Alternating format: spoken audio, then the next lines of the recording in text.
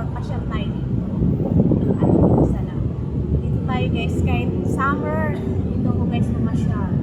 Ay, nagmamasyal tayo dito guys para hindi tayo ma-bored. Mamasyal tayo guys. Ayan, sobrang init guys until now. Summer pa rin sa Pinas. Grabing init yun. Grabe talaga. Ang taas ng ano. Hindi na sa Pinas. But anyway, kaya nandito ako guys para mag-video. Big love shoutout po sa inyong lahat. Ayan. Sana panoorin nyo guys ang aking charot. Charot na pamamasyal.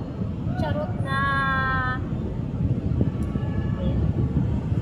pag-ano. Pag-walking tour dito, pamamasyal. Ayan guys, sa likod ko, nandyan yung restaurant. Ano ba tawag dyan? Korean restaurant sa aking likod. Ayan, tingnan nyo guys, may naglalakad sa may bandang likod ko. Nandyan guys yung restaurant, syempre.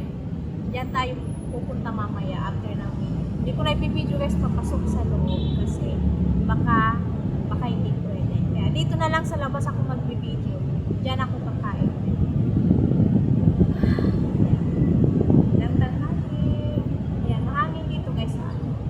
Nandito po guys sa may puno.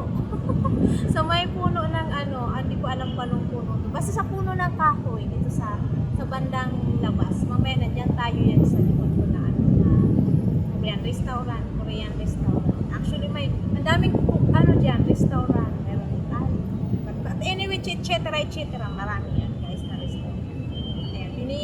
Ayan, nililipad yung aking hair dahil mahangin dito sa may puno.